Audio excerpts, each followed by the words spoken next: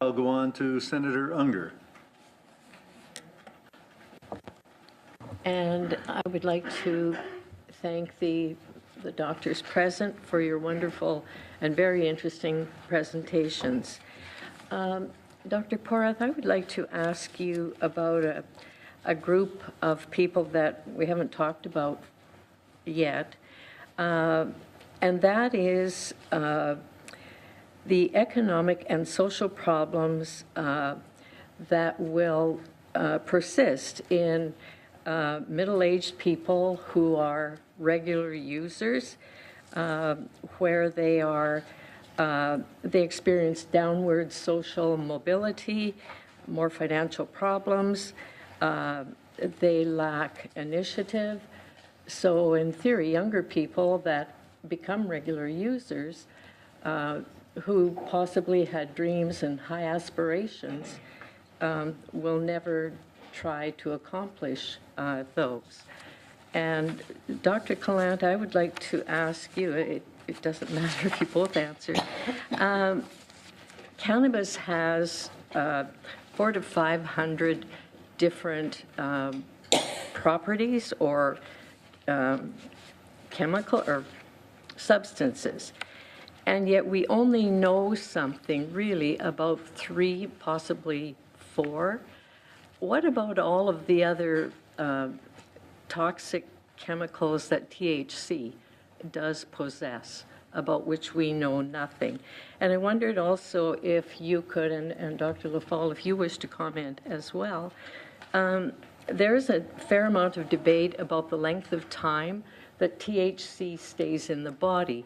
Since it is oil soluble, it cannot really be compared with alcohol because the properties are completely different.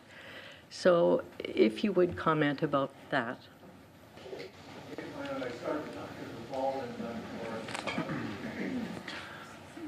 Donc, vous avez tout à fait raison.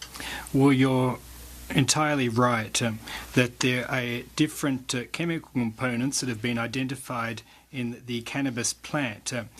We know the most about delta-90-THC, and there are other chemical components that are biologically active that are present at far lower concentrations. There's been little research conducted on those components. The bulk of research has been done on animals, and we don't have data on the direct effects of these substances on human beings. Some indications would suggest that these components may have medicinal properties, and again, that is still being researched.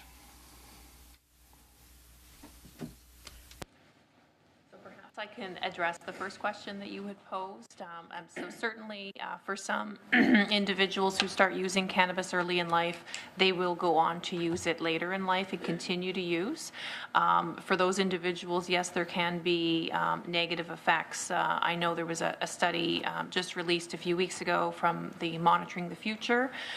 This is a study in the U.S. that's been tracking the behaviors and perceptions of young people since starting high school and then following them up, and they have been following them for several years and looking just at the outcomes of those who had started using early in life and sort of what are the outcomes later in life, I believe in the late 40s, early 50s. And they did show that for a group of individuals that they were still continuing to experience negative effects.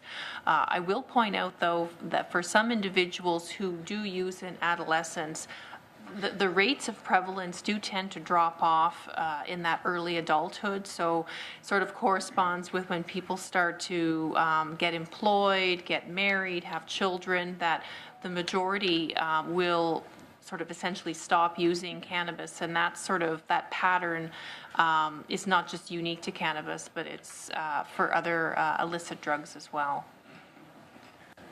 And Dr. Calant. I would like to comment on two questions that have been raised.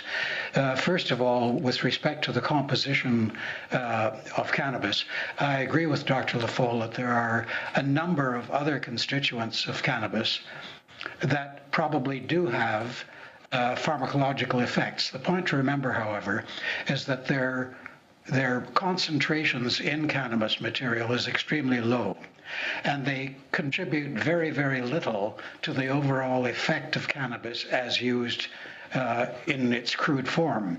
If they are to have medical applications, or even harmful applications, side effects of intended therapy, it will be through isolating them and getting pure preparations of these other compounds that can be used in higher concentrations or higher doses than is possible with pure cannabis itself alone.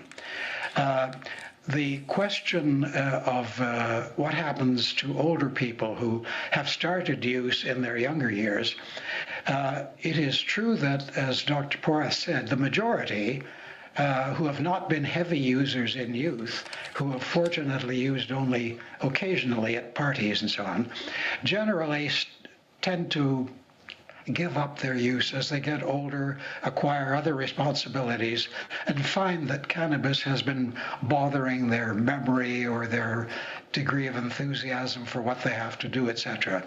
However, it is now becoming clear that even people in their 60s, 70s, and later, more of them are continuing to, or even starting to use cannabis. And the Canadian Academy of Geriatric Psychiatry is currently engaged in a study to determine what is the risk of cannabis dependence, cannabis abuse and cannabis dependence in seniors. This is a sign that, in fact, part of the normalization that we've both spoken of before is gradually extending use into years in which it was previously unknown. I think those were the only 2 points I wanted. Thank you very much.